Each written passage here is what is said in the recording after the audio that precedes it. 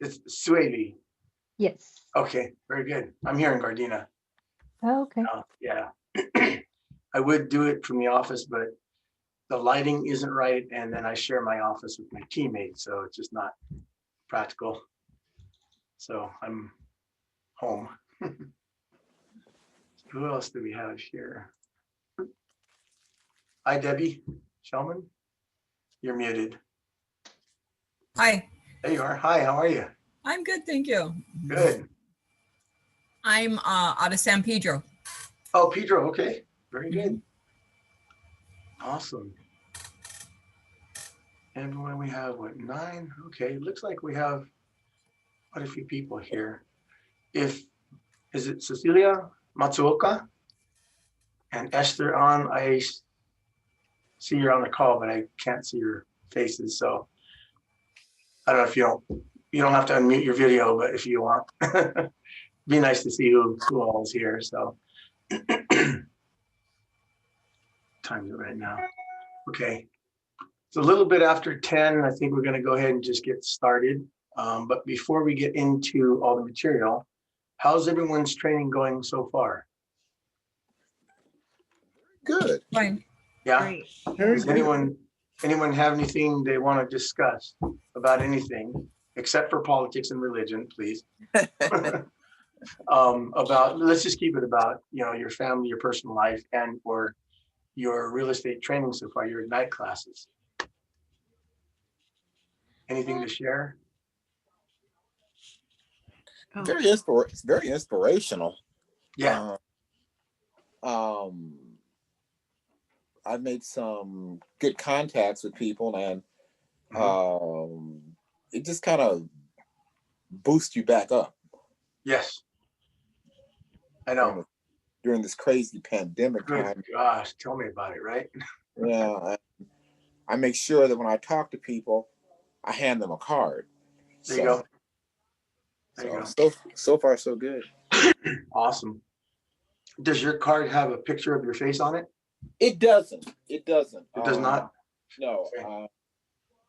Has all my information and my website and everything. So. Okay. Should it have a picture? I was just going to say, while we're on the subject, yes, it should. Because if they just see a name, they go, oh, who's this guy? I forgot what he looks like. It's just, I'll throw it out. But when they see your face every time they look at your card, what that does is help implant yourself into their brain as that was that awesome realtor that I met wherever they met you. Want to talk to him again. It personalizes things a lot more. So all your marketing material, like if you do notepads, your business cards, your website, make your face known is my little tidbit of info. Okay. Understand the problem. All right. I'm sorry. There you go. All right, that makes sense. Yeah.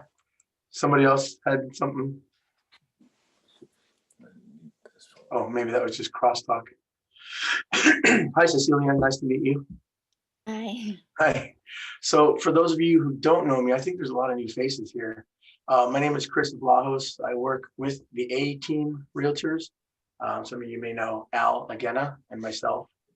And we're in the office. I don't know if you're familiar with the downstairs where Chris Rivera, the lender, is. We're directly across from him. And right now, because of all the changes, we're the only 2 people down there. Escrow's around the corner from us, but place kind of emptied out. So I got my license in 2007, and less than a year later, 2008, the market crashed. So I sure picked a heck of a time to get into real estate. But one thing is for sure, I got a lot of bumps and bruises from that time. And they told me, it's probably one of the worst times in history right now. But if you stick with it, you'll make it through this market. You can make it through any market, believe me. And shortly after that, a couple of years later, the market recovered, and here we are. So, like I said, I've had my share of bumps and bruises along the way. It's been rough, but definitely a learning experience. Every day is a learning experience. There's always something new, right? Because you guys are probably experiencing. So this is Ignite Spark Session 8. Welcome. This is the part we talk about where to find seller leads. We are going to be getting into a little bit about buyers and a little bit about open house, although we can't do open house right now. We're still gonna, there's like one page, one slide in this presentation that I still have to touch on. So does anyone else have anything to share? Their ahas or excited about things that they learned? Ready to go. We're good? Okay. So let me go ahead and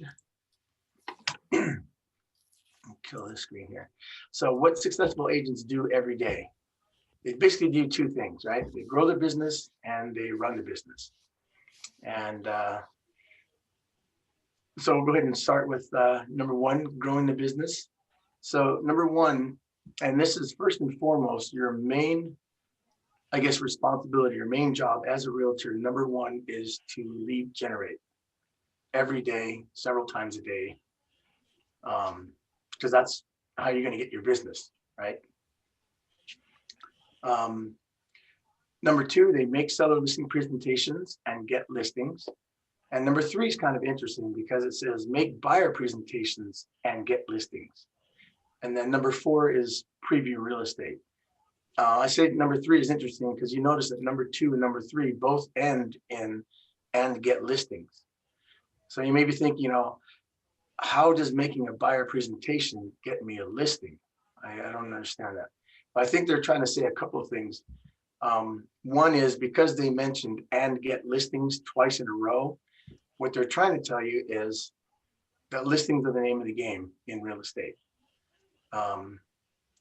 Buyers are, you know, kind of dime a dozen, but listings are not. Listings are harder to come by. But the good thing about the listing, having a listing, is it affords you more control pretty much over everything. Because I know if you guys work a lot with buyers or mostly with buyers, it can get tiring really fast. It can run you to the ground pretty quick, right? And the other thing I think they're saying is that, well, that I know from experience is that some of your sellers are going to become buyers. Some of your buyers are going to become sellers, sometimes at the same time. Somebody has to sell their house, but before they can sell it, they have to buy something. So I think that's what they're talking about. And then number four, preview real estate. It's a lot harder nowadays because of the pandemic, and especially for those homes that are owner occupied. A lot of times they're preventing people from just coming in because, you know, of the pandemic for fear. So do your best. The vacant homes are always the easiest ones because there's nobody there. You can just send the offer or send the PED form to the agent and then go preview it. Just want to ask you guys, what do you think is the main reason, the importance of previewing real estate? Helps you to get familiar with the home. Also helps you to get familiar with the market and the area and the Very good. neighborhood. Yes. Excellent, excellent. And that's going to come really into play big when you're at a listing presentation and they're asking you about, you're going over the comps, the sales comps, and they're going to ask you, you know, did you see that house? Do you know how does it compare to mine? And if you haven't previewed the real estate, you know, I saw it online. You know, I know it's a little bit more difficult, especially nowadays, like I said, but preview as much real estate as possible as you can. Do it every day, and you got to get out there because, like Lynette said, you have to get familiar with the neighborhood. It makes you really sound like the expert. Because when you can talk coherently about, yeah, I saw that. What'd you think about it? Well, I didn't like the funny staircase that went up and there was that one bedroom. That was kind of weird. And they go, yeah, that's exactly what I was thinking. So, and I use that as an example because that's exactly what happened to me once. And I was going to think of not even seeing that house, but I said, oh, I probably should. And it came up in my presentation. So good thing I did. The second half over here is run the business, okay? First thing is you market your seller listings. Of course, you're going to be showing buyers houses. Negotiate contracts. I'm going to come back to that as well. Transaction management to the end of the closing. Your vendor management. Number 6 is setting goals. You guys are using your 411 action worksheet. Are you guys doing that? Do they have you doing 411 at all, or? Yes. No, I haven't seen that. Oh, okay, that should have come up sometime. Maybe it's for the future. Can anyone share? Have they had an Ignite class where they're doing the 411? Did somebody go over that? No? Okay. I heard you, Richard. Thank you for that. And number 7 is compliance and risk management. Now you're going to notice there's throughout these slides, there are some red asterisks and then some red footnotes. Those are my notes that I put in there because those are topics I want to touch on. Compliance risk management. Number 8, attend training and get coaching, especially the contract classes that come up. Mostly, I think Simon or someone else will teach those. And anytime we have a Zoom class from our attorneys, definitely want to attend those because those can really keep you out of trouble. The more you know about contracts and legal issues, the do's and don'ts, the better off you're going to be, for sure. And number 9 is manage money. So I'm just going to get back to number 3, negotiate contracts. Just want to touch on that a bit. It's very important. Has anyone worked with listings yet? Or just mainly buyers right now? Anyone have? Both, yes. Who was that? Cecilia? Hi. Have you worked with either a buyer or seller? Yes. Which one did you get? Both. Oh, both. Okay. I've been doing part-time for several years, just Hmm. part-time, but I wanted to become more full-time, so. Very good. Excellent. Excellent. So it's important to know because once you start getting into more and more deals, you'll notice that sometimes, like let's say you have a listing or you have a buyer and you're working with a listing agent, your buyer has a request and you go to that agent and say, hey, Mr. Realtor, is the seller willing to do ... whatever. And all of a sudden they just like right away they say, no, absolutely not. They're not going to do that. And like, you kind of throw them back a little bit sometimes, like, well, can you ask? No, I'm not going to ask because I know they're not going to do it. So they become the gatekeeper. You're really not supposed to do that. You're actually like a middleman, like a mediator. So your job is to facilitate seller and buyer. Okay. Now, of course, you're going to lean more toward the seller because that's who you're working, that's who you're representing, or the buyer in this case. You have to make sure not to become that mother hen. Like I said, the gatekeeper that just says absolutely no. There are some cases where your seller is going to tell you, I'm absolutely not going to do any repairs, no home warranty, no termite, no this, no that. So those, when they tell you that, you definitely, that's something you can pass on, to the buyer agent. But you still, if the buyer makes a request, by law, you're supposed to take that because again, that's your job. You have to take the request from the buyer agent and present it to the seller. Even though it's like, oh my God, this is the most ridiculous thing I've ever heard. Why are they asking for this? You still have to mention that, or you should mention that to your client, your seller. Everyone good with that? There's still a lot of people that are muted. This is kind of like an open forum. I want you guys to unmute yourself and just chime in whenever you want, ask questions, make comments. We're all good? Yes. Okay. So let's just say you have a listing. I know it's gonna take a while for this, but let's just say you have a listing, and during your listing presentation, your seller says, I'm not gonna absolutely, like I said, I'm not gonna do any repairs, none of this, none of that. You get into escrow, buyer does their home inspection, and the home inspector finds, you know what, that electrical panel is made by a company called Zinsco. It's on the recall list. So we were gonna recommend replacing it. And then they send you what's called a repair request. And in that repair request, they have a whole long list of things, things that your seller said, I'm absolutely not gonna do.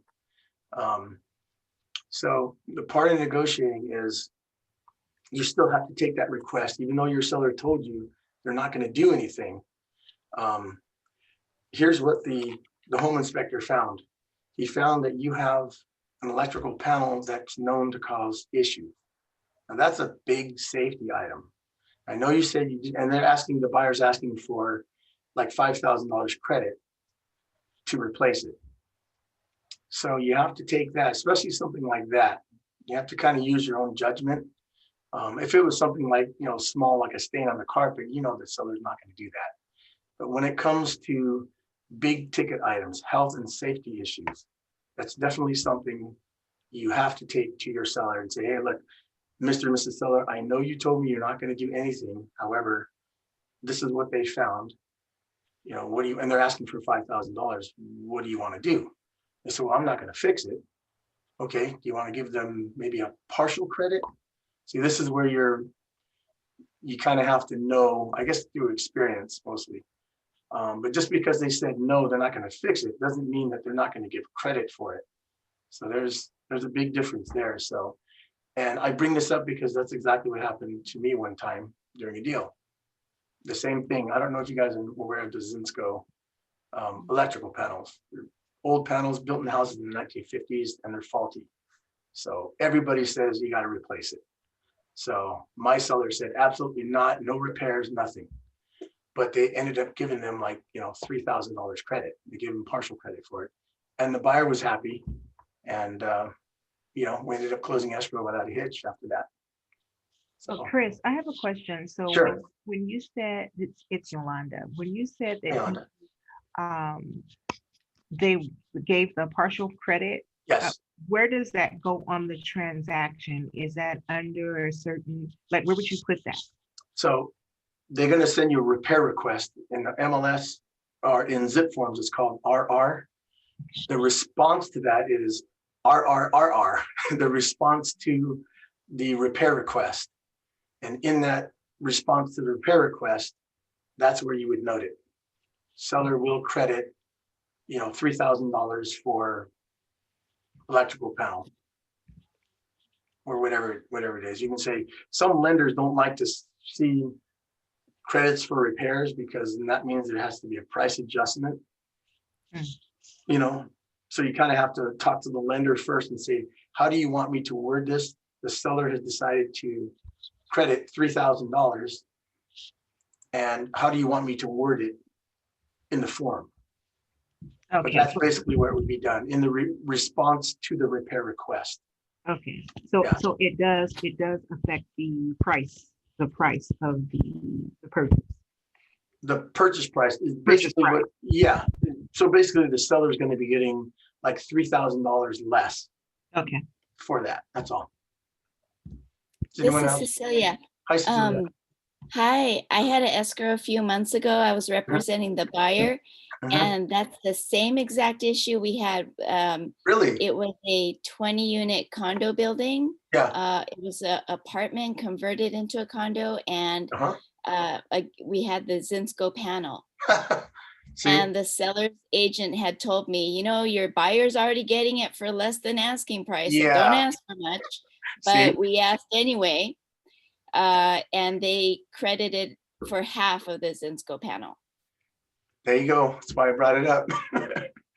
Proof in the pudding right there. So thank you very much for that. No, that comes up a lot. And the more and more you do these things, real estate deals, you're going to run into that a time or two. And Zinsco is a big issue. It's a big problem and it used to cause escrow to just completely fall apart because neither side was willing to budge. So, Okay, and that's an electrical panel? That's an old yes. outdated electrical panel? Okay. Yeah, and just be aware also, it can be because Zinsco was like this big, huge company, kind of like General Electric. Okay. And they were like the parent company. So you might see other, I think it was Zephyr or these other small subsidiaries, electric companies that are long gone by now. But the panels were made by Zinsco. So even though it did have somebody else's name on it, it was still made by Zinsco. So you really have to have a home inspector or even sometimes an electrician to tell you that, hey, is this actually made by Zinsco or is it made by this other company, XYZ? Again, that's not going to come up all the time, but it just, like Celia said, it's just, she just had one a couple months ago. And the point that the seller's agent was trying to tell me is that, well, your client's buying a condo with a Zinsco panel, but Mhm. it's one of 20 units. So that means Right. all the other units have Zinsco panels too. Right. So, we might be protected, but somebody else may have a fire in their unit. That's like the lamest excuse I've ever heard, but yeah, you're going to get that, right? That was an agent that sounded like they didn't care. They're I trying to think he use, just, yeah, he Yeah. wanted to just get it done without, minimal cost to his seller. exactly. He does have a point to an extent. If there's 20 units, they're all connected. If the electrical panels were outside, then that's something that the HOA would have to take care of. But if it was in the panels inside the unit, which every unit has, It was a sub panel in each unit. okay, there you go, sub panel in each unit. So, and then that might come up, especially in a condo or townhome complex. You might see that come up as a repair that later on they're going to have to upgrade all the electrical panels in the whole building. And then there's going to be an assessment, right? So, does anyone else have any questions or comments on that part? So Thank you. Huh? Thank you for sharing. Thank you. Okay, so my point is, just make sure that you don't become that mother hen, you have to become neutral and try to keep your emotions out of it. You're gonna get these repair requests and you're gonna just like, what, are you stupid? Really? You gotta be kidding me. No, absolutely not. So you kind of have to just calm all that down and do your job as a realtor. I put 2 asterisks. Okay, so vendor management, that's another one. That's your title, escrow, lenders, home inspection, home warranty, contractors, handymen, whoever you have as a team to get you through a transaction. You definitely want to keep your relationships with those vendors. Keep them polished, give them business all the time, and they will do things for you. Sometimes you use them to handle your requests for repairs. Yep, absolutely. Yeah, like like Nicole said, if you have somebody, if you have a house that has a whole bunch of issues with it, because sometimes the home inspectors, they're good, but they're not specialists. They're not electricians. Some of them are former electricians, some are former contractors, and those inspectors are really good. But oftentimes they'll say in their inspection report, we recommend getting a second opinion by a specialist, plumber, electrician, whoever. So it's good to have those people in your back pocket. Absolutely. And then number 7, compliance. Local ordinances like business licenses, signage, lead-in signs when we can do open houses, and the flyers that you pass out. So there are 2 cities that come to mind that have pretty strict guidelines. One of them is Gardena, the other one's Carson. I live in Gardena, most of our business is here in Gardena. So we have to have, in order to sell real estate, you have to have a business license. And the other one is called a handbill license. And a handbill license basically allows you to pass out your newsletters, your flyers, your business cards on your doors, and anything else that you want to hand out. And there's really not anyone going around, like the police don't really handle it until somebody complains. And we've had a lot of, people coming around, they put flyers on people's cars and stuff. And they end up all over the street. So somebody complained about it. And then what they'll do is code enforcement will call them and say, you don't have a business or a handbill license. You can no longer pass these out in our city. So city of Carson, they're a little bit more strict. I just talked to them last week, and one of the officers told me, we have a group of officers that part of their duty is to drive around the city and look for new real estate signs.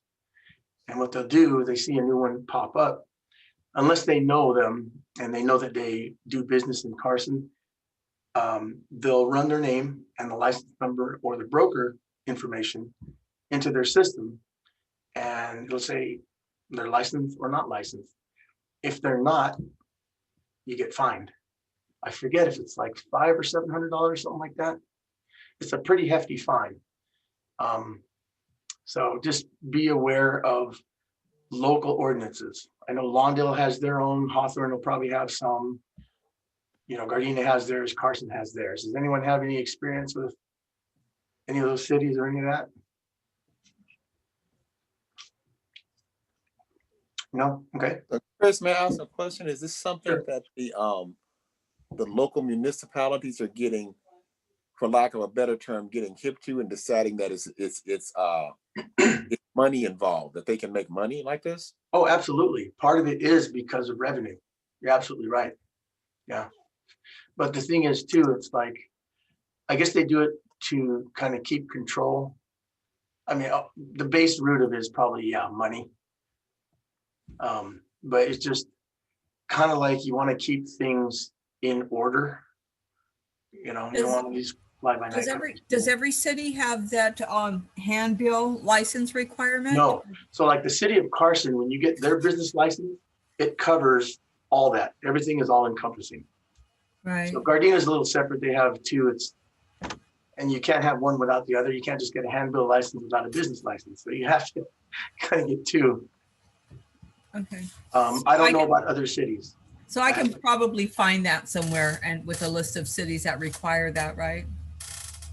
I don't know if you can, like, if you log on to the city website, I guess if you dig deep enough, it's probably just easier to call the city and ask for Licensing.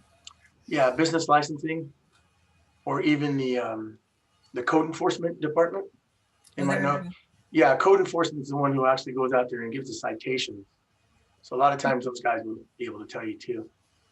But it isn't every city that requires that. No, it's not.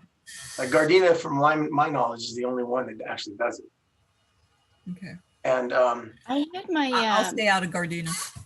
well, I had my orientation with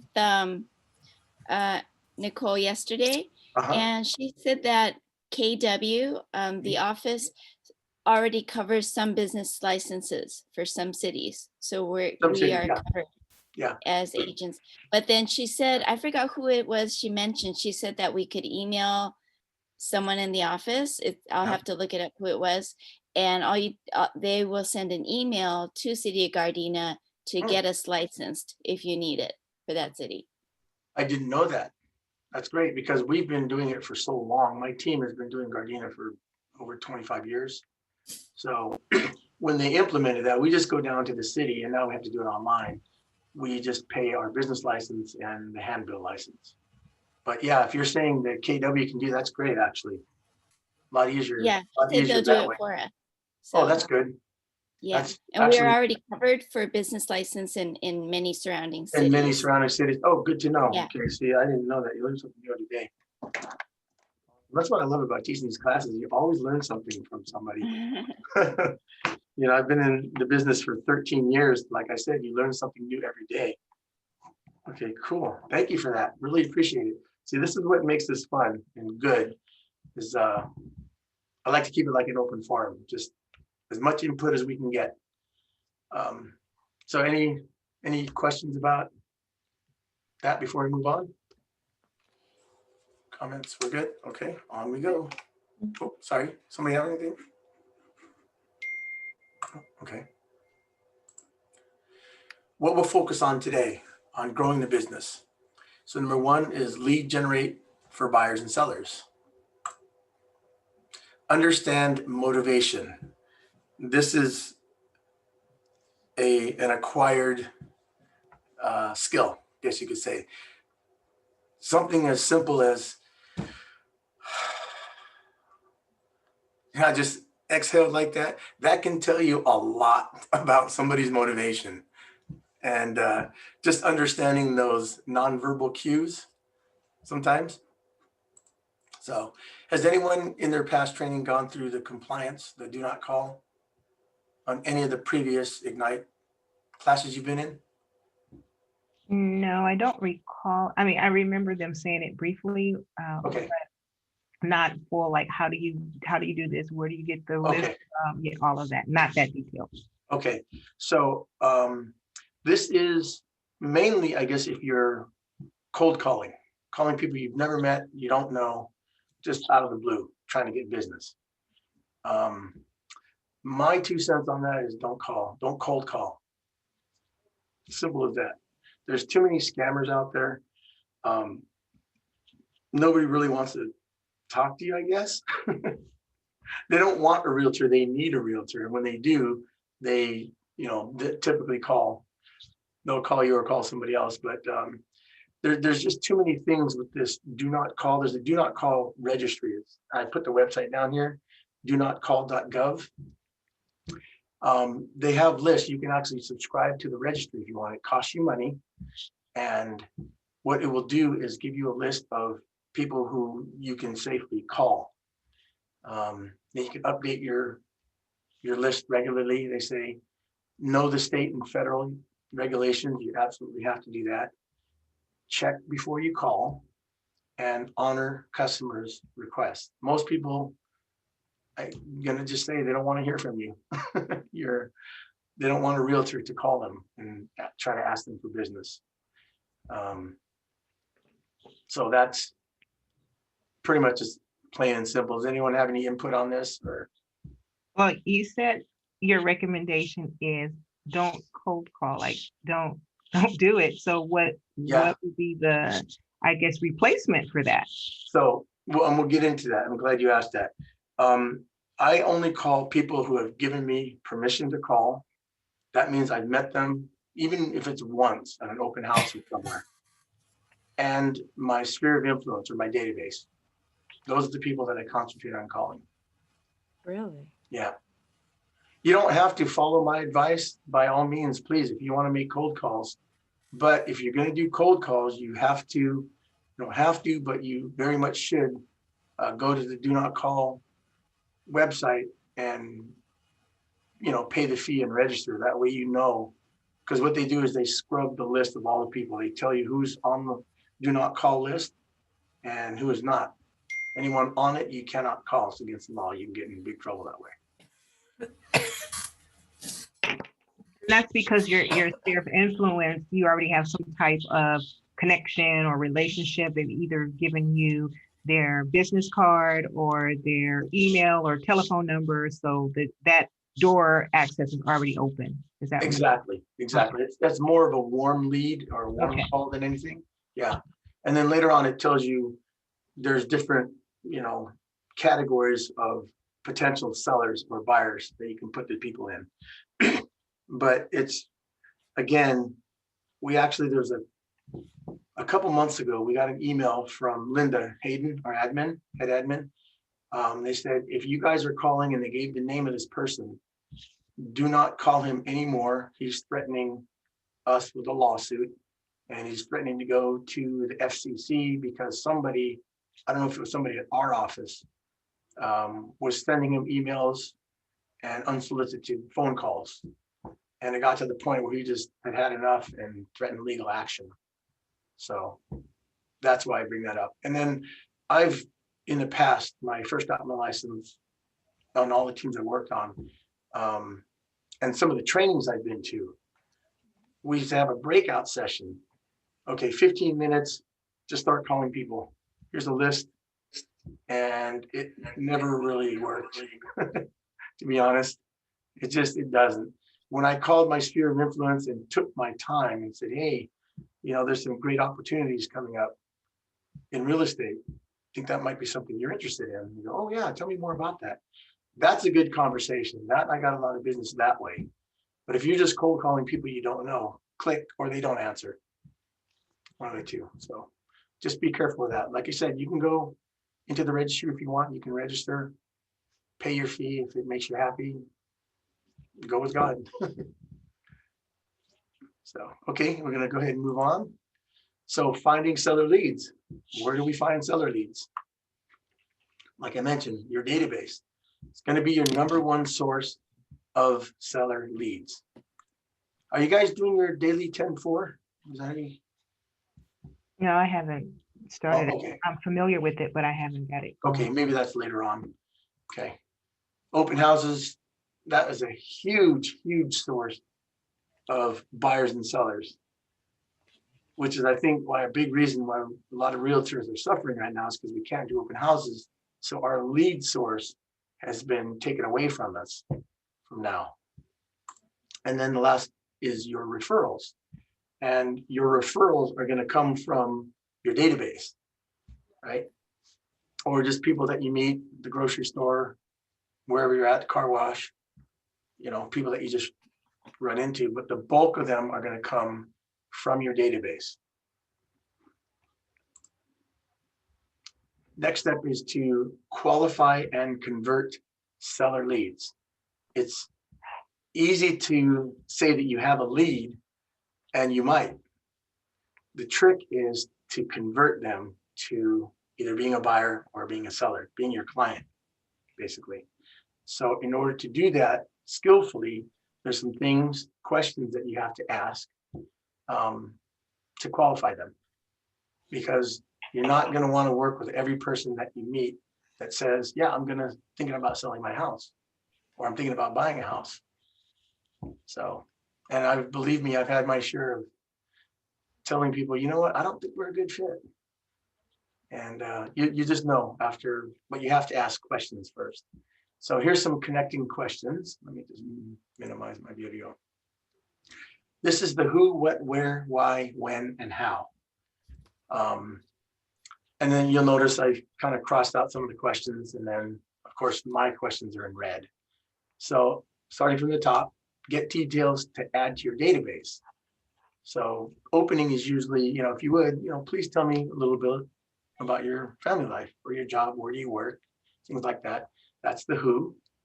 And then important, you have to assess their wants, their needs, and their plans. So this question originally said, what are you looking for? I prefer to ask it like, what type of property are you looking for? That's more specific. And then I ask, single family residence, condo, income property, what exactly is it that you're looking to buy? And then the next question is, what do you want to do? I always ask, like, what is it that you hope to accomplish? Does that sound a little bit warmer than what do you want to do? Yes. Yeah, I think so. And then the where, you have to pinpoint their location. What areas are you interested in buying? And I'll get to that in a second. I have something else I want to share with you guys as well. And then you can ask, where's your home located? That's the where. And then the why is to determine their motivation. Now, this is where, when I mentioned that, so you ask somebody, so what's taking you out to, why are you deciding to sell your house? And they go, a story is coming when you hear that sigh. Something big is coming. Oh boy, brace yourself, because here it comes, right? And just from that exhale, you can tell a lot. Like, okay, brace yourself. So instead of saying, why are you moving? I always ask, again, like I said, so what made you decide to want to sell? That's a little bit more, because sometimes if you're, especially as a beginning agent, if you haven't practiced how to say, how to ask these questions, you can come off as interrogational, instead of conversational. So I always ask, what made you decide to want to sell? That's the why. And the when is get a feeling for their timeline. When would you like to do this? I prefer saying, do you have a time frame in mind for selling your home? And that kind of gets the gears turning in their head. I really thought about that. Maybe end of summer. And then if they say like a few months out, you can just then kind of narrow down a little bit. Okay, did you want to start selling by the end of summer, or did you want to actually be sold by the end of summer? So just kind of Chris, narrowing down. Yes. question is Huh? these are pretty brilliant because they're conversational, like you said, not an interrogation. Yeah, Is it possible to get copies of these scripts? I believe so. You know what? They're actually recording this. So it's going to go on Keller Williams' YouTube channel later on. So this whole session here is being recorded. Cool. All right. Yeah. So it is possible. You can go through it and pause and everything like that. So, and then the last one is the how. Assess their expectations. So how do you plan to do this? I don't like that question asked like that. Instead, how can I help you make this happen? That's good. Right? That puts you in a frame of caring. How can I help you? I know it's stressful. It's killing you. It's driving you crazy. Your kids are still, running around the house because their school is shut down. I get it. I overstand. So how can I help you make this happen? And they go, oh my God, no one's ever asked me. Everyone good with that? Any questions, comments, input? I want to hear from everybody. I like that it says, how can I help you make this happen? It's a twofold as well, because you're saying that you're the point person. Yeah, so it's just lock and seal. Like no one else has ever asked me that. So, oh yeah, you are the one. Right, exactly. And what I learned in my coaching is that if you change your dialogue, just tweak it a little bit. Like when I started doing open houses, I was in coaching and they said, when you go to open house and the agent wants to get your information, they say, oh, so give me your email, give me your phone number, give me. Like, I don't ever ask anyone to give me anything. And so I say, oh, so you're interested in buying? Okay, tell you what, let's exchange information. I use let's. Let's exchange information so I can connect with you later on, so I can get a better understanding of what exactly it is that you're looking for. Oh, okay, fine. They don't hesitate. Yeah, that's nice. But- That's being of service, and they feel like they Excuse have a me. buy-in. They have a buy-in as well. You're not Yeah. just taking something from them. It's an Oh, yeah, exchange. exactly.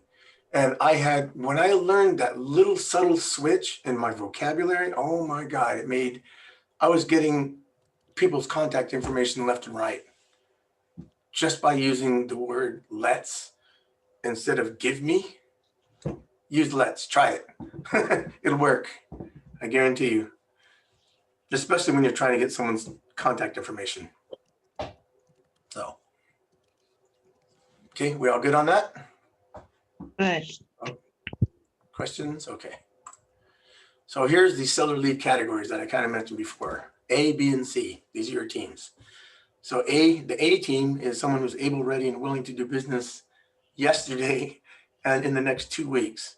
So your action is daily follow-up and to secure an appointment. Absolutely.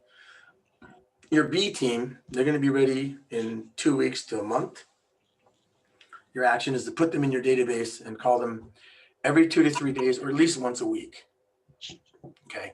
And there's the fine line is you don't want to call somebody too much, because then you appear to be desperate. Right.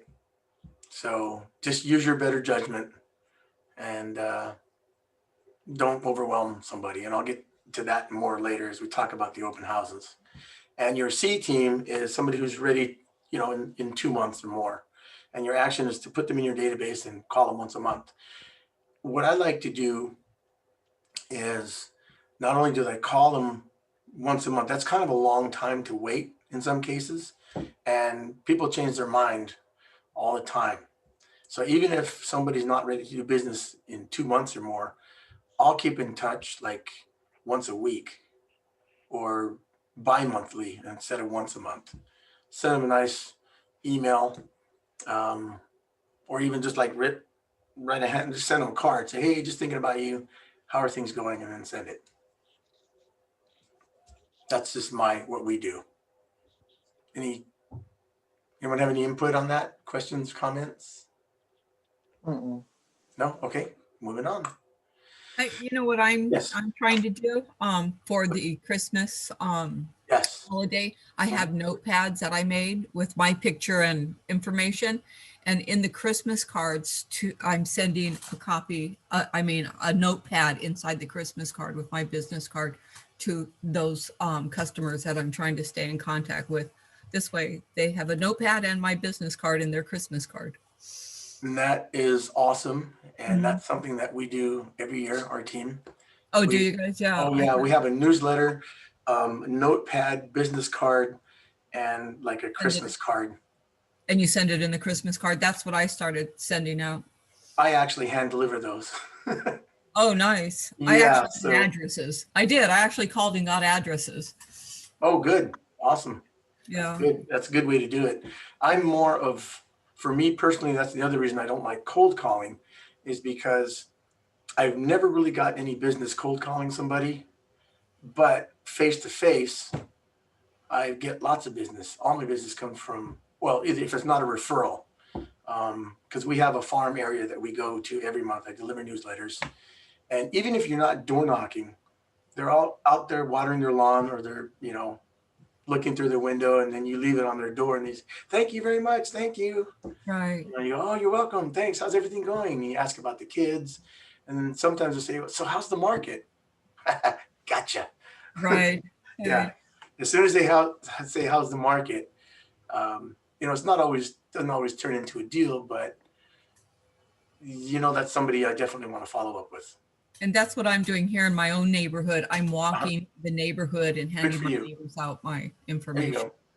Good for you. Because gosh, I don't know how many times before I even started, farming my own neighborhood, for sale signs would pop up. Like, oh my goodness, so why didn't they use me? It's because they don't know who I am, and I'm a neighbor. So start with your neighborhood first, like Debbie said, absolutely. And do those things. Send them Christmas cards, send them notepads. Absolutely good advice. Thank you. Anyone else have anything to share on that? We're good? Okay. So this is the open house checklist that's I think it was in the toolkit that you guys have. There's a few things in here that I think this was probably written at least 10 years ago. It seems a little dated. And we'll go through these things kind of quickly to talk about what to do 3 days before, 2 days, 1 day, and the day of the open. And I guess this is where it says 3 days before, it says confirm the date and time of the open house with the listing agent. I guess they're assuming that you're the buyer agent working for, maybe you're on a team and your broker is giving you the open house duties, I guess. So first one, and then second thing, it says print a map of the neighborhood surrounding the open house, like a 5-mile radius. And then my little note there is to get a realtor map. Has anyone seen these? Know what this is? No. Yes. Okay. You might have seen them around the office. Big, huge, full size. I'm just going to go ahead and open this bad boy up so you can see. This is a realtor map of the entire South Bay. I suggest you get not one, but several of these because you're going to be giving them away, especially if you're working with buyers. This is a map of the entire South Bay and beyond. And it gives you, I'm just going to pan up real quick. Carson's over here in the green. And then you have all the way down to Palos Verdes at the bottom. Seen those. You seen them? Okay. Oh yeah. Okay. If you haven't, they have the numbers on them, so you can put MLS. Legend too. I used to give these out to all my potential buyers. I still do actually. at an open house, can be the centerpiece of conversation. You lay this out on the table and it's like, wow, no one's ever seen this before. Because when somebody tells you, I'm looking for a home in Torrance, Torrance is pretty big. There's like 11 different areas. And you have to know the difference between Torrance Unified School District and the east side of Torrance, which is in the LA Strip. And I'll get to that in a bit. Same thing with Gardena. There's two different parts of Gardena. Chris, where would you be able to get those maps? Oh, sorry. These, I said, get realtor map at SBAOR. That's the South Bay Association of Realtors. They're like $3 or $4 a piece if you're a realtor. I would get a stack of them because these come in handy. And it's a good gift to give to somebody, especially if you're trying to win their trust, because realtors aren't really giving these away. They're sending, stuff through email and putting them on the auto emails for all the listings and things like that. But this gets into way more detail. I would suggest you guys study this and know it like the back of your hand, because it not only comes in handy when you're working with a buyer, but when you're working with a seller, you have to be able to know to discern certain areas. Like I mentioned, the differences between Gardena and Gardena PO, Torrance and Torrance PO, post office. And there's huge differences. It can be. Everyone know where the board is? Yes. Okay, I don't even know if the store is open because of lockdown.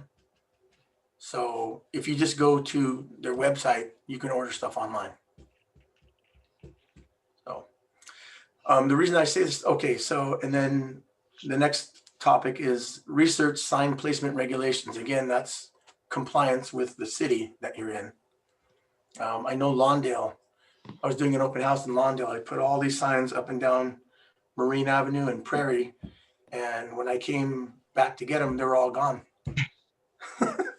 The city took them because I didn't follow regulations. It's very strict. The reason I see this is old because it says order 10 helium balloons. Nobody does balloons anymore, really. That's yesteryear they did that. And the other thing about balloons is they always seem to get loose, right? And the biggest problem they have is they get caught in the power lines, or they get loose and they kind of float around and end up in someone's yard. Or they land in the flight path, very dangerous. Bingo, there you go. Right? We're in the water and being in South Bay, people don't like that either for the. Right, exactly. So that's why I say this is kind of old. So don't do balloons. Get one yard sign with a rider. Everyone know what a rider is? Yeah. No. Yes. A rider is about this big. It says in escrow, coming soon. I'm beautiful inside. It's a sign that rides on top of you put it on your sign post when you have a for sale sign. Those are available also at the Board of Realtors, and they're the same price, about $3 or $4, depending on which one you want. So eventually you're going to want to get a couple of in escrow signs, maybe a coming soon. Do not disturb occupants. That's a very important one to get. A question. Yes. When you do have a listing, is there a posting company that goes to put the post out? And they Yes. hang your sign up? Yes. Like we use Vital Signs. It's a termite company, but part of what they do is real estate signs. So we actually had, I think it's like 15 or 20 of our signs made. We give that to them and they put them on the post. And then when we have a listing, we just call them and say, hey, put one of our posts up at this address. What does it cost to use their I service? think it's like $55 to post it, to put a post in? Yes. Oh, I don't know what the initial cost is to send them the signs and do that because I wasn't on my team at the beginning. okay. But it's Holland typically will have information for that. Holland will have Who information. does? Oh, Yeah. Holland. Okay. Yeah. or you can just go to like Vital Signs or Upside Down is another one. Yeah. Okay.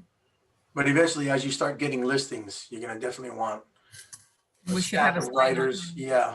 It's Yeah. better to do it that way. Okay. You can actually do just the post only if you have your own sign. And then you just have to have your zip ties or whatever and then put it up yourself. But it's a lot easier to have a signpost company do it. Sure.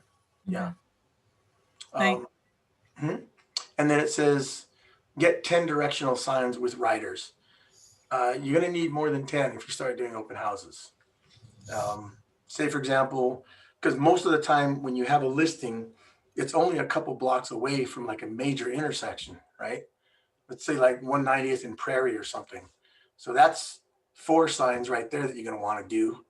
And if there's like a median where there's a left turn lane on each side, you're probably going to want to pop one on each. So that could be anywhere from 4 to 6 for a big intersection like that. And then if you go down the street, you have to make a left into where your listing is. That could be another intersection where you need another 4. So there's 10 already.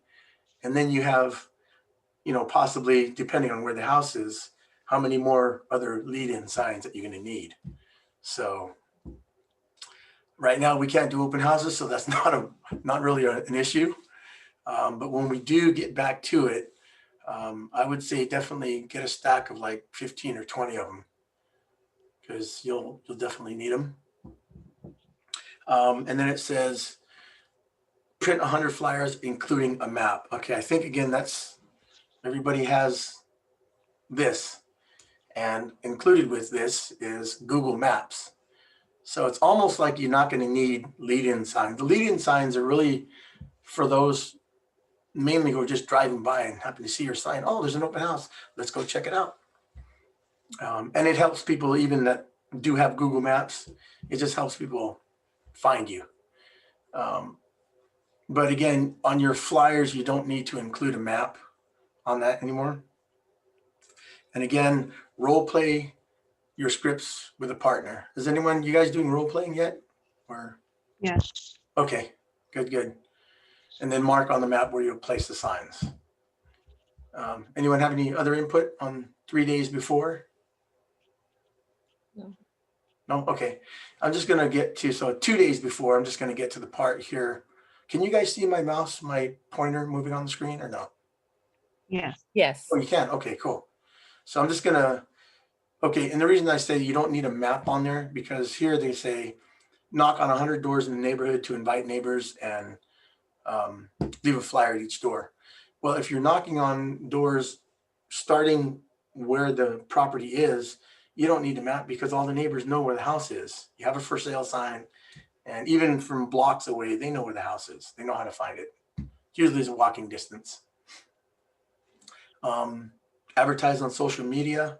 Again, role play is important. So I'm just going to go ahead and skip down here. Put together a home book to display at the open house. Has anyone done that yet? Put a What is a home book? well, it's actually it's more like you're printing out certain pages of property details, and you just put it in like a 3-ring binder. Put them in sheet protectors and have it sitting on the counter. First thing would be like pictures of the house. You can also have a list of all the upgrades that the seller has done if they've done them. Details on the property, tax information, survey of lot. Those can all be found in Realist. Everyone knows what Realist is on the MLS. Type in an address and it gives you pretty much all the information, who the current owner is, and then it gives you all the previous sales history. And at the very bottom, it shows you a little diagram of the map, how wide it is, how long it is. And school and community information, there's separate tabs. There's a lot of different tabs in Realist that will show you neighborhood information. It even gives you neighbors, local neighbors, gives you their names and who owns what houses. It used to be back in the day before the do not call came up, where they would actually list people's phone numbers too. So that's how we're getting making a lot of calls to the neighbors. Yeah, like I said, so school and community information, that can get kind of tricky because, especially with schools, if you give somebody school information and it's like 8 stars out of 10, and they look somewhere else and it's only 5 or 6, then to them, you've given them wrong information. and you look like the bad guy right away. So I always, and again, all the information for the buyer, they already have it anyway. So I wouldn't trouble yourself too much with school information. It's good to know when you're selling a home, what schools are around, elementary and middle school and high school, that the kids would be going to, and also know the district too. But so far as printing it out and presenting it to the buyers, I haven't done that in years because, again, we kind of had that incident happen. So anyone else have any input on that? We all good? Okay, so one day before, it says assemble your showing kit. And again, the first thing, I don't even know why they don't have business cards in there. So that's the first thing I put in there is business cards. Bottled water for sure. If you're going to have notepads, they should be personalized with your information on it or your team. Flashlight, coloring books for crayons and kids. That's a great idea. Just make sure that they keep them away from new carpet. That's all. Kids, crayons, and carpet are not a good mix, as you could probably guess. I'm just going to skip down to here. It's where it says print a guest register and write in 2 fake names. I get why they're saying that, because you have a print register, like an open house register, and you write in 2 fake names, and that kind of encourages, well, somebody said, it encourages other people to sign in. Well, somebody else signed in, so I can do that. But then you're faking it. I don't like to start faking anything at all. So what I do instead is I have individual cards, sign-in cards, if they want. I never force anybody to sign any register or anything. Sometimes your seller is going to want to know how many people came in. And especially nowadays with all the scams going on, I don't think there's too many people that are signing these registries, leaving their information out for somebody to just come by and go, oh, click, take a picture of it, So that's my take on having a register. Does anyone have any other thoughts on that? No? Good. Nicole, were you saying something? No, I feel that that'd be very much the same of what a lot of people would be feeling right now. Yeah, especially right now. So bring toilet paper, because everyone during an open house, can I use the restroom? Yeah, you can, but there's no toilet paper in there. So bring toilet paper, Kleenex, paper towels, spray cleaner. A lot of times you're going to have a vacant house, has been dust everywhere. So a tape measure, they said bring a level. I'm telling you right now, do not bring, this is a pocket level. Everyone knows what one of these are? No. Okay, this is a level, and you see the little bubble right there? I don't know if you can see the bubble. Anyway, there's a little bubble right here.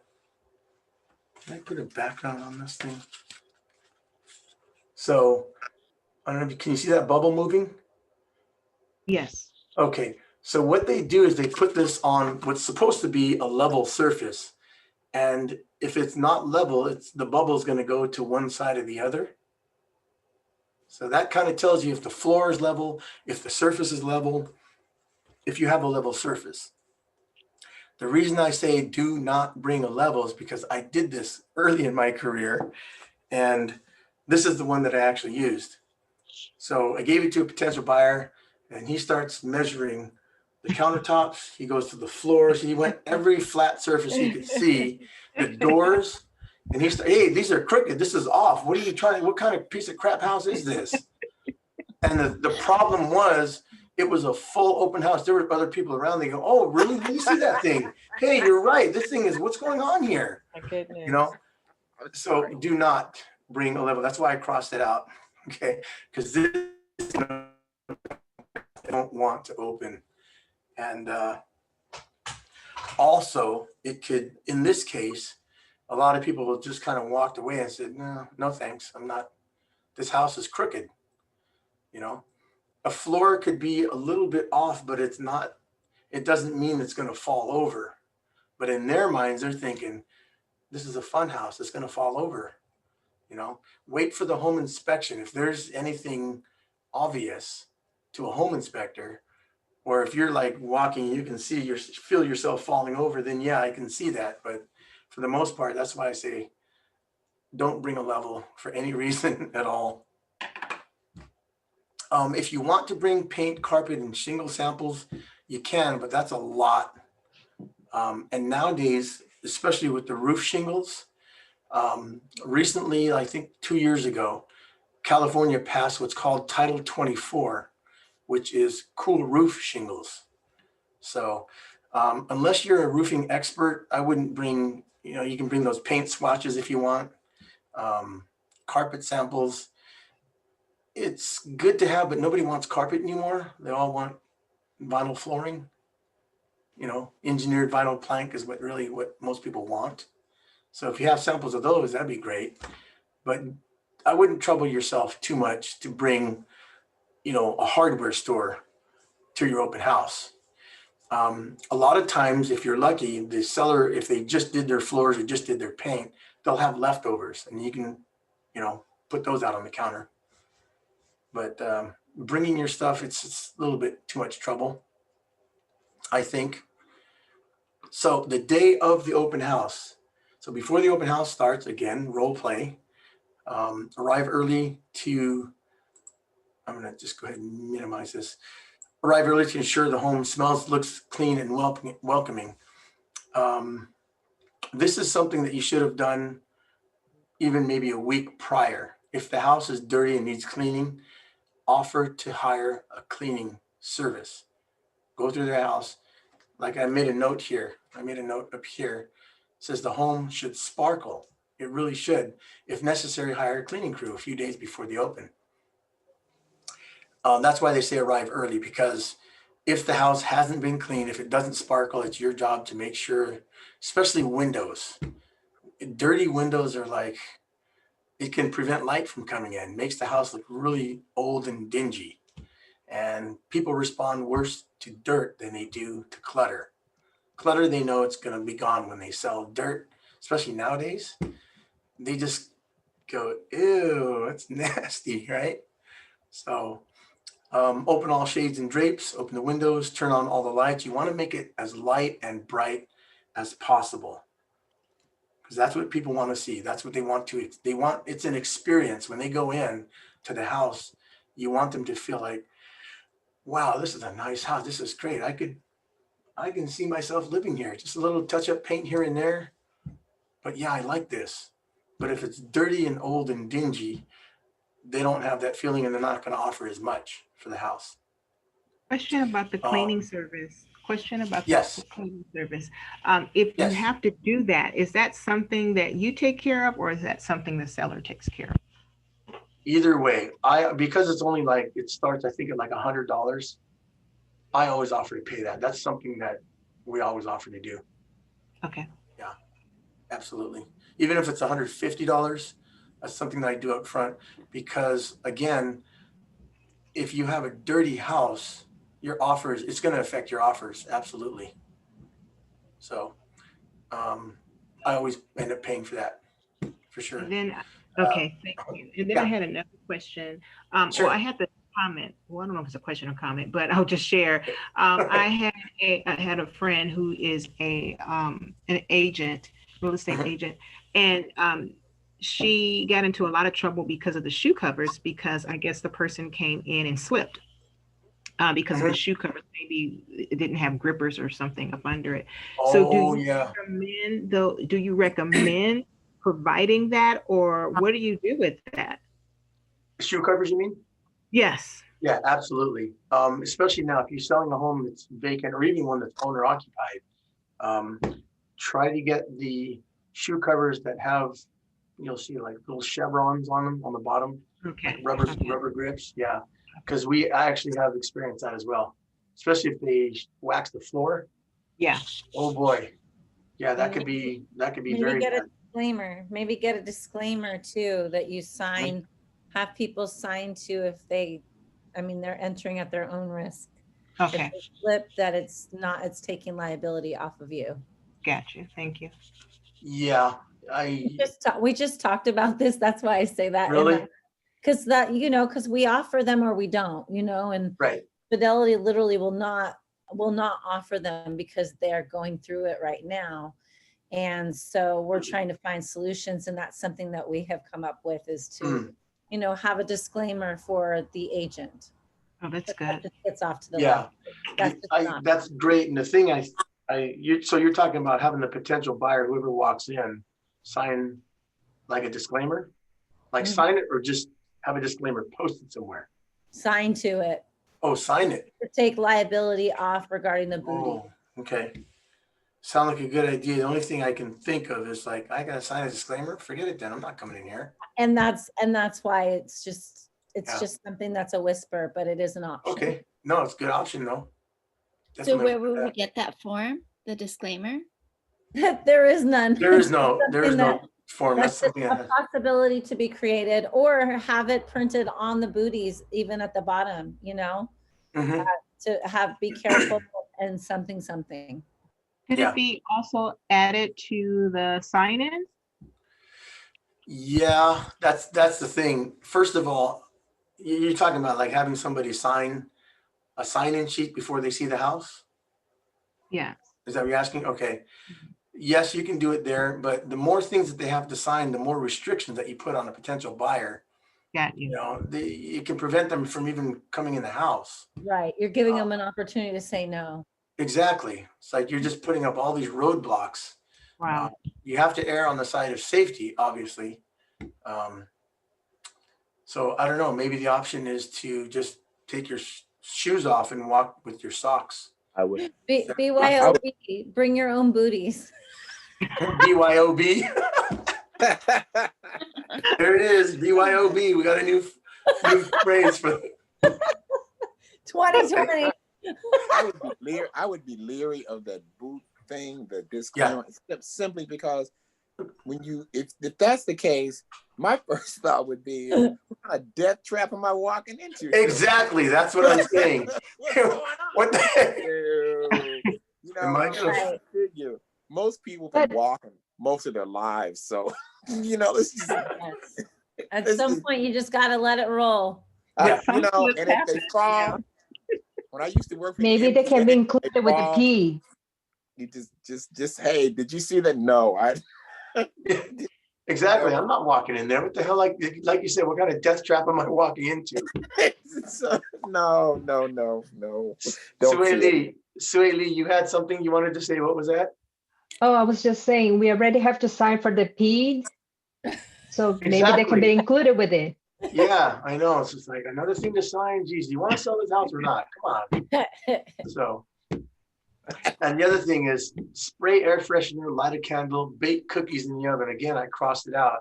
That's something they did yesterdecade. Nobody does it anymore. What happens if you burn the cookies? Then what?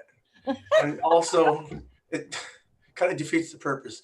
And also, you don't want to use the appliances in the house that you're selling. That's what I was thinking. Yeah.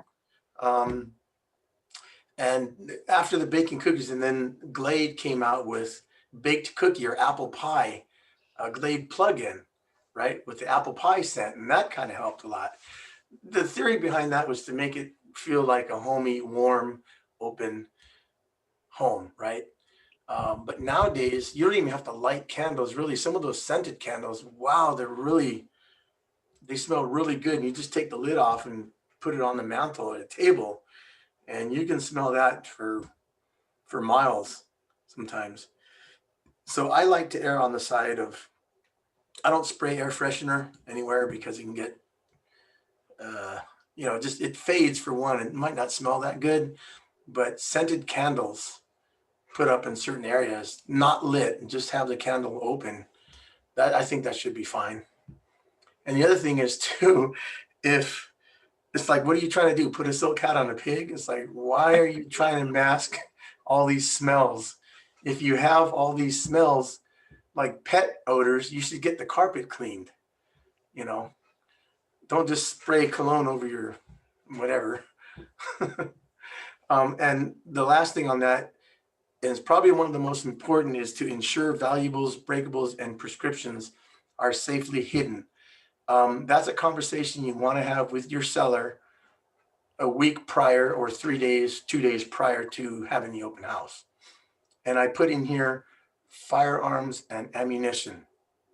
I've done a couple open houses where go in the garage, the guy was an avid gun collector, and he actually made his own bullet reloads. He had a reloading station in his garage, and he didn't hide anything. So you open the garage and there's just bullets and gunpowder and primers and anything you need to make bullets he just had on his shelf in the garage, just out in the open.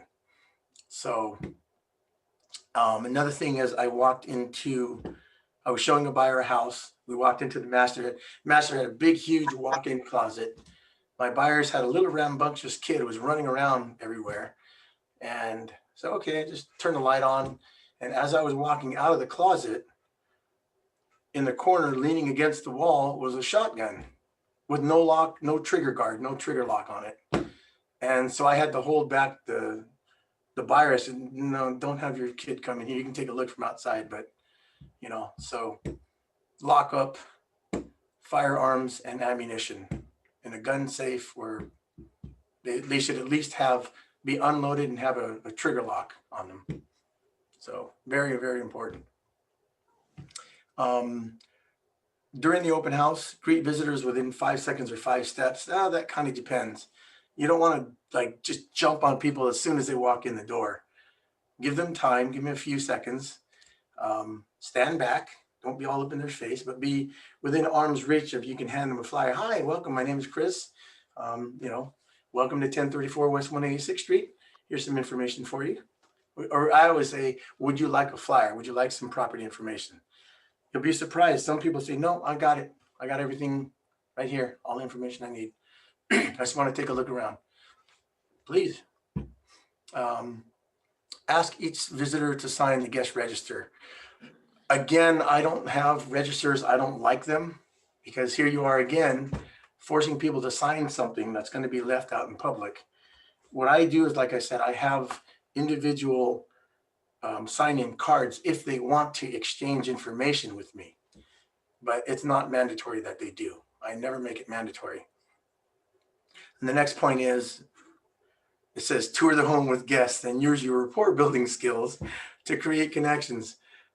People do not want to be followed around an open house, especially by a pesky realtor who is verbally vomiting on them and just, trying to upsell the house. Most people want to just be left alone. Just say, okay, great. Here's the living room. The kitchen's over here. 3 bedrooms, 2.5 baths. If you want, I'll be right here. If you have any questions, please feel free. Otherwise, make yourself at home and let them go because that's what they want. Anyone ever go to an open house and the realtor just follows you around, sticks on you like Velcro? I actually have experienced that, but I've also experienced that at car lots, and it's not fun to be followed around. That's the word. Exactly. Right? I was just gonna say, you sound like you're gonna feel like a used car salesman or a car salesman. Don't follow people around. This is a $500,000 to $750,000 over $1 million purchase. The last thing you want to do is annoy somebody. Yeah. So just let them be and shut your mouth. Let them ask the questions. Do your rapport building. So do you have any questions? Yeah. What are the schools like around here? Oh, great. Then you can start your conversation and start your rapport building skills. But as soon as they walk in the door, you're it's like, good God, back up, dude. Leave them alone. What's that? We don't have to be concerned that anything is going to be taken. What's that? The people that live in the home, the sellers, yes, that their personal items might be lifted. Well, that's why it says ensure valuables, breakables, prescriptions are safely hidden. Anything of value that somebody can just stick in their pocket or down their, under their dress or anything like that. You absolutely want to have that taken care of before the open. there's really only so much you can do without following them around, like you said. If somebody like disappears for a while, like a couple, and it's been a few minutes, I'll walk down to where they are and say, "Oh, hi, how's everything going here? You guys have any questions?" I'm like, "No, we're good." Okay. And you're basically doing a room check to do exactly what you're saying. So every now and then I'll always check up on them to see if they have any questions, see how they're doing. Okay, good. And the reason I started doing that is because there was a woman with her elderly mother, and she was starting to pass out. Way in the back bedroom. I had no idea, but I walked down the hall to ask how they're doing, and they spoke Spanish. They didn't even speak English. So she was there on the bed comforting her mother, and her mother was just going, "Oh my God, Oh my gosh. yeah." So that's another reason I just, you want to make sure no one's stealing anything. But again, you want to check on their welfare too and see if they have any questions about anything. And then it says down here, if traffic slows down, call people in your sphere and ask them to stop by. Now, you can do that too, but try not to be on your phone too much when you're doing the open. Post it on social media. You can actually do, on Facebook, you can do a live feed once you first get there. Have your phone up and say, "Hey, this is Chris Vlahos. I'm here at 1034 West 186th Street. It's a 3-bedroom, 2-bath house in Gardena. We're here from 2 to 4. Stop on by," and then, flip your phone around. Here's the kitchen. Here's the backyard, and just do like a really quick little tour. And I've had people show up because I've done that too. And it's live. So people like live instead of pre-recorded. Then it says, rethink your sign strategy and have your partner move signs.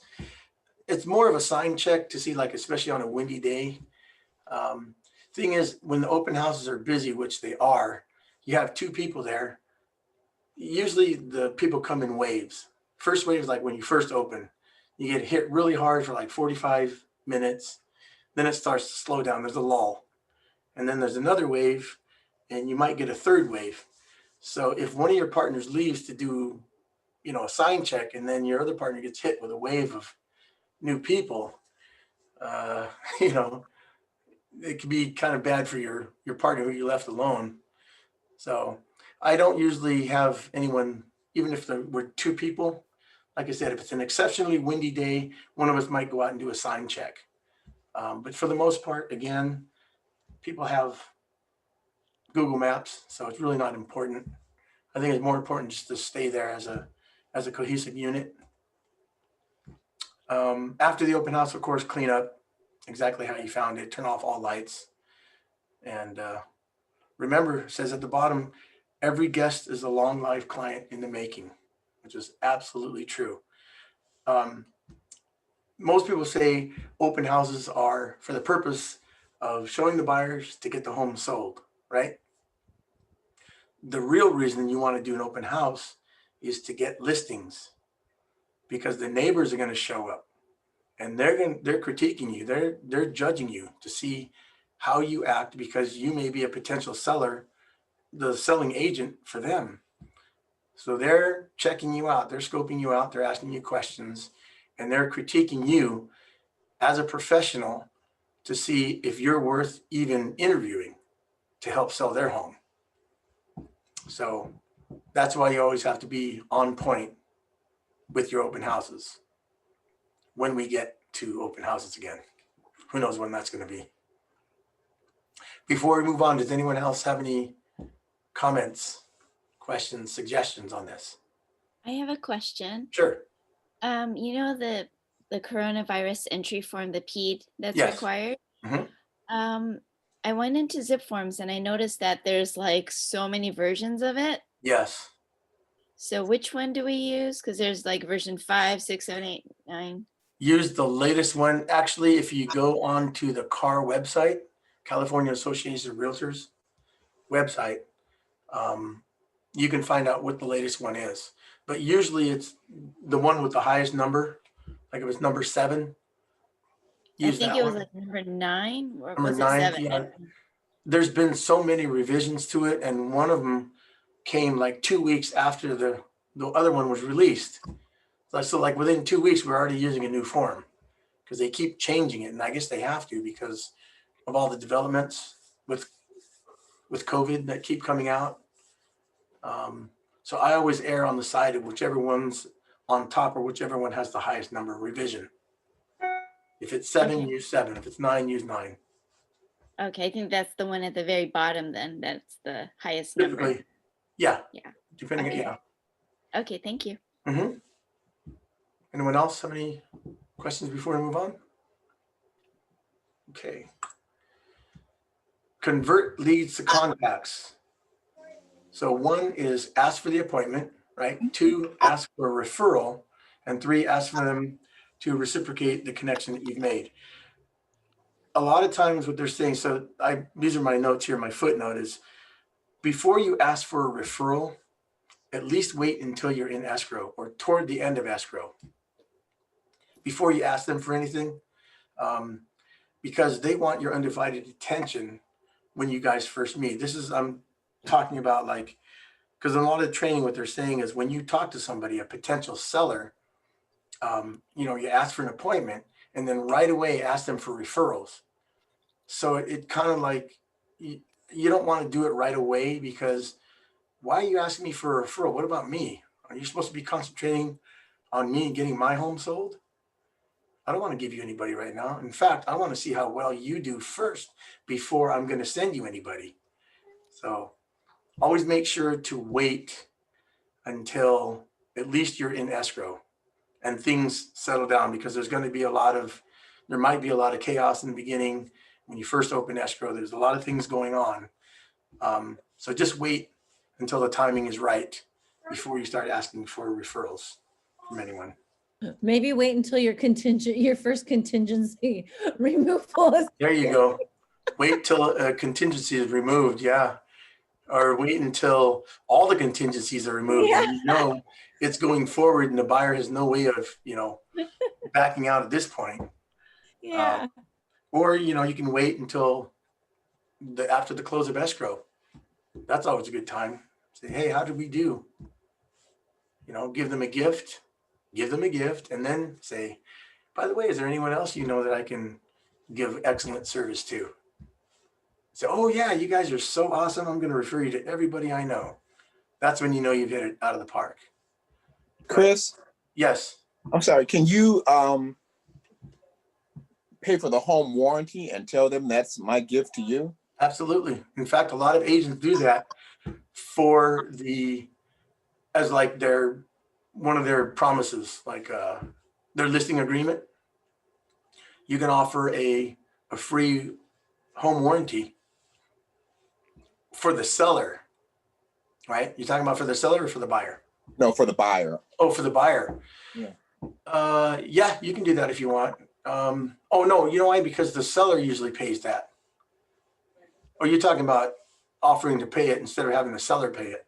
Yeah, for the buyer, give them the basic home warranty. You can do that. Yeah, absolutely.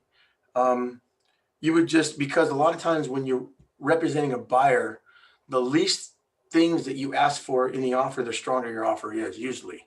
So if you don't ask for a home warranty, that's saving the seller like $400 or $500 or $300 or $400, right?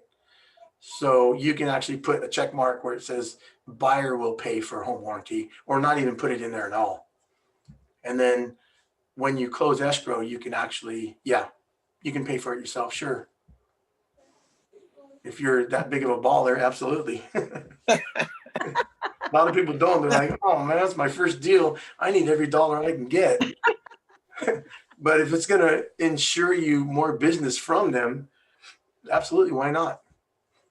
And then also on top of that, you give them a congratulations for closing gift after that too. But, good point though. Absolutely. I also offer it sometimes when we're taking a listing, because during the listing process, if something goes wrong, let's just say the heater goes out, right? Now that's an expense. That's something that the seller is going to have to pay for out of pocket. Whereas if you have a home warranty, they just have to pay whatever the service call is, $75, $100 for the service call. Somebody comes out and fixes it. So that's a huge plus if you're listing a property and something you want to offer the seller as well. Definitely do that. Okay. Chris, what kind of gifts do you give your buyers or sellers at the end of closing? Depends on the condition of the house. If they're buying a house that needs a lot of repairs, Home Depot gift cards are usually the best ones, or what's that? It wasn't cost plus, any kind of home decor. Like if the house is really nice and move-in ready, gift cards usually work the best. A lot of companies, there's a lot of vendors that will say, give Cutco knives with your name on it.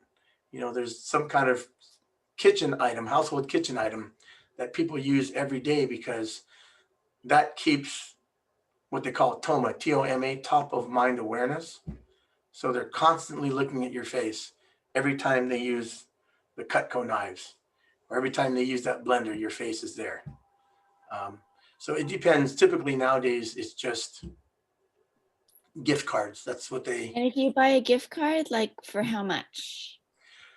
Again, that depends. I usually do them for like $200, starting at 100, going up to 200, depending on, if it's a small house, they don't need that much, or if the house is already move-in ready.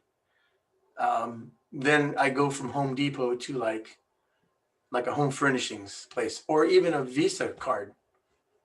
They can use it for whatever they want. Those are usually the biggest ones. Like a Visa gift card, cash card. Okay. Yeah. All good? Okay. Pre-qualify sellers, very important. So pre-qualifying sellers includes understanding the seller's motivation, of course, positioning yourself as the expert by doing all the things that we've been talking about. Then you win the listing. That's always a great feeling. Allow you to price the home to sell for the most amount of money in the shortest time frame. And there's a red asterisk, and you'll see my notes. Properly set seller expectations, allowing you to create a great customer experience. Now, the reason for my footnotes, as you'll see, it says the shortest time frame is not always the best thing for them, especially if they're a contingent seller, right? They may need more time to pack. They have to find a place to rent. There's a lot of things that, they may need extra time to do. And also, if you push them too hard, they may think that you're just in it for the commission. You got commission breath really bad, and it's just like, wow, you just want to make a commission. So does everyone know what a contingent seller is, or a contingent sale is? Anyone not know what it is? Is it something where the seller has put up almost like a pause, like I'm willing to sell this property, but I need to find something else within 3 months or a year, or 6 months or 1 month. Yes. But they may have a list of different things, or I'm willing to sell, but I need A, B, or C to be done first. Yeah, well, usually it means that they have to find a place to live first before they can Okay. sell. Or sometimes, and that's where the skill as an agent comes in, a good agent, because you have to work those things out simultaneously. Most people, when they sell, they have to buy something, and it's usually right away. Because if they agree to list with you, you got 30 to 45 days before they got to get out of the house. Right. Now, there are a couple of caveats to that. We'll get to that in another section, but you're absolutely right. Yes, the contingent means I'm going to sell, but I have to buy something else first, or my kids are still in school. We have to wait until June until they're out before we can sell. Whatever contingency they have. So. Or it might be a 1031. Might be a 1031 exchange, exactly. Yeah. Right? They have to identify a property. What is it now? Do you know if it's 45 or 60 days or 90 days to identify a property? That goes back to when I was in, and then I left, and now I'm back in, and I Oh, don't okay. remember. Yeah, I think it's probably different now, but they have they definitely have a time frame as to when they need to find a new house. So they're contingent upon that. Everyone has your electronic toolkit. I'm not asking you to pull it out. I'm just saying you've been given a toolkit as a download. No. I don't recall seeing a toolkit. Huh, okay. It's basically something in Ignite that you should have. I think it pretty much covers a lot of the material that you're going to be learning. This is just a sample of exactly what they have in the pre-listing questionnaire. Um, of course, I've made some changes to it. I think there's some questions in there that don't need to really be there. Like number one, it says, "How did you hear about me?" That's never the first question I ask, unless they cold call me on one of our listings and say, "Hey, how much is the house on 186th Street in Gardena?" Um, and then I'll answer their questions. Oh, by the way, were you just driving by the property? How'd you get my information? But that's not the first question that I asked. So what I've done is I've created, or I've included, my own personal pre-listing questionnaire. And the other thing I don't like about these questions here is they don't put any responses where you, the agent, your feedback, your response, the way you respond. So I did that in red. So anytime you ask a question, they're going to give you a response. And then how do you respond to their response? So I put those in red. And at the very top, it says here, repeat and affirm what they say. It shows that you're listening, which it absolutely does. So, for example, like number one, before I come out, I just need to get a little bit more information about you so I can do my homework. You have about 5 minutes? And they say, yeah, of course. Okay, perfect. First question is, so all the things in red, perfect, awesome, terrific, really got it. Those are going to be your responses to their responses. So who would like to, let's just do this as a role play, for example. Who wants to volunteer to be my potential seller? I'll be the agent and then somebody be the potential seller. We'll role play this. Huh? I'll do it. Okay, Yolanda. So you see here where it says Texas in blue and lower home prices? Yes. Okay, so those would be your responses. And then when we get to number 6, the 30 days, can you answer yes to that? Okay. And then just make up something as we go along. So, okay, so Yolanda, when you sell this property, where are you moving to? Moving to Texas. Texas, well, that sounds exciting. What's taking you out there? Closer to family. Okay, you want to be closer to family, absolutely. So how soon, let me see. Oh, can you just say lower home prices and, okay, anyway, you're closer to family. And plus they have, like no state income tax and the houses out there are gorgeous, right? Yes. Yes, absolutely. So how soon did you need to be there? I'm thinking within maybe the next, I don't know, 30 days or so. About a It's pretty month? quick. Yeah, it's pretty quick. Okay, pretty quick. Okay, terrific. Now, do you have an agent in Texas to help you on the buy side, or do you need me to refer you to one? I don't have any representation. Nothing out there yet? Okay. I know a lot of agents. What part of Texas you going to, by the way? Austin. Austin, awesome. I know some good agents in Austin. Very good. Have you been to Austin, to the section that you're thinking about moving? Have you been there Yeah, to most like, of my family. Yeah, they're out there. okay. Have you been there recently to look at some of the houses that you might be interested in buying, or? No, I plan on going out there for the holidays for my Oh, family and just kind of look around some of the property out there. okay, good. So at this point, what I'll do is I'll connect with them and I'll say, like I mentioned, I have agents out there. So what I'll tell the potential seller is, I have an agent out there. Just let me know what area and I'll contact them. So as soon as you touch wheels on the ground, I'll have you connect with them and they can show you around to, some houses. And I just did this about a couple months ago. So, okay, so you need to be there in about a month. Great. Are you, speaking of agents, are you interviewing any of their agents or am I the only one? You're the only one. Awesome. Love to hear that. So let me ask you this. If we were to sell your home in the next 30 days, will that pose a problem for you? Yeah, it will. Okay, what problem would that be? Well, I have this issue where my son, he's still working on some things and Mhm. he's going to go with me, but he just needs a little bit more time. So maybe a couple more months to get his things settled, and then he's going to go with me. So he lives with me, so I have to kind of wait on that. Okay, so you're talking about it, most likely then you're gonna want a longer escrow, like a 45 or 60-day escrow. Would that be enough time? Uh, let's see. I guess I can push some things around. That may be enough time. Maybe, okay. The other thing we can do is like when we, let's just say we ask the buyer for an extended escrow, 45 to 60 days preferred.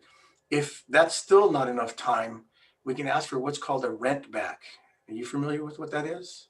No, I'm not sure. What is that? Okay, so we close escrow, let's say after 60 days, and then we can ask for a rent back for another month, let's say, usually 1 or 2 months, where you would actually, you now become the tenant.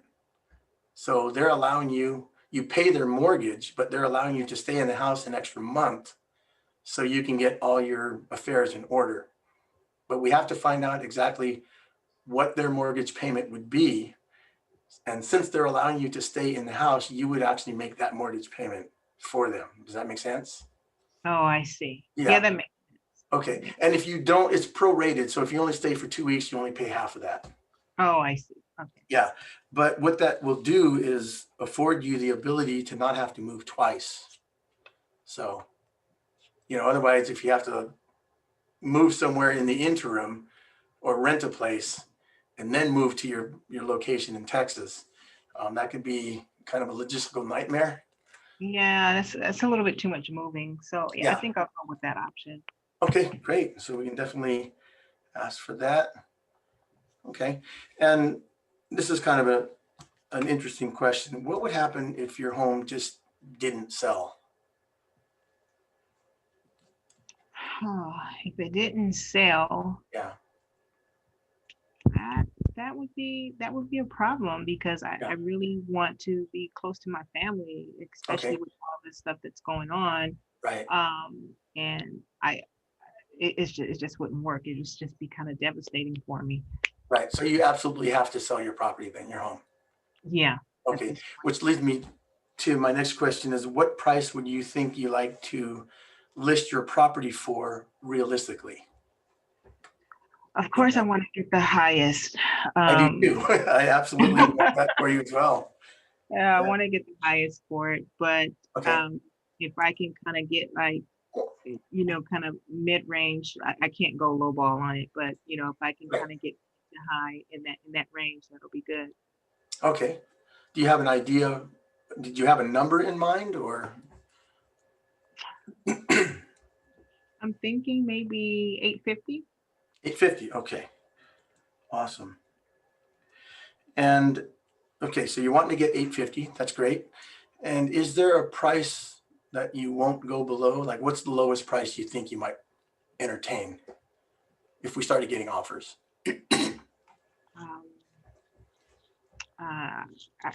I won't go any lower than 7. 7? Right, no lower Oh, than that. no more than 700. Okay. And how much do you owe on the property currently? I think I owe about, I think it's about 30, maybe about 30,000 still. 30,000. Wow, that's awesome. Good for you. You've been paying this house off for a long Yeah, I have. Yeah. Yeah. I You've been have. there for 20, at least 20 years. You only got 30 grand left. Oh, yeah. I'm Yeah. guessing you've been there for a while. Wow, that's I awesome. have. Yeah. Good for you. So, okay, perfect. I have really good information here. What I'm going to do is send you, compile some information and send it to you before we get together. Just want to ask you a real quick favor if you can just go through that before we meet. Oh, sure. Yeah, I can do that. Okay. And that, one, it's the information. Two, it also gives you the opportunity to write down any questions that you may have. So please, questions. If you're unsure or uncomfortable about anything, please let me know. Okay. Fair enough. Do that. Okay. So, and then will all the decision makers be there when we meet, when we get together? Yeah, it's just myself. Oh, just yourself. Okay. Yeah. No other decision makers. Okay, great. Do you have any other questions before we get together? I don't have any other questions. Okay. but yeah, I'm ready to do Okay. this. Awesome. And just to let you know, our meetings should only take maybe 35, 45 minutes. So. fair Oh, enough? good. Okay, great. So, hey, I look forward to meeting you Wednesday at 10 o'clock. All righty. Great. Set. Okay, we're set. See you then. Yolanda. Thank you, Londa. So that's basically how it goes. So very good. Thank you. Now you notice on question from going number 2, where she says, I'm going to Texas. I said, Texas, wow, that sounds exciting. What's taking you out there? So I just kind of, question number 2 kind of flowed right into number 3. Hi, Holland. Hi, I'm so sorry. We have to log into the sales meeting and I was Okay. going to cut you off. Yes, okay, I guess we're done. I'm so sorry, friends. No, no worries. It's my fault. I just didn't get through everything. Not your fault. Let's do a recap later and just saying, okay. Okay, cool. Thank you so much. Thanks, everyone. See you. Thank Thank you, Yeah. Chris. Thanks, Yolanda. Thanks, Lynette. Thank you so Everybody. much. Really Thank you, good guys. info. Hope you Mhm. learned something. Yes. Thank you, Yes, we Chris. did. Yes, Awesome. I did. Learned a Good deal. lot. Thank you, Chris. Thanks, guys. See ya. Thanks, Chris. All right, Bye. bye-bye. Thank you, Chris. Thanks, Holland. See you at the meeting. Bye. We'll see you in a minute, guys. Okay, Bye, friends. bye-bye.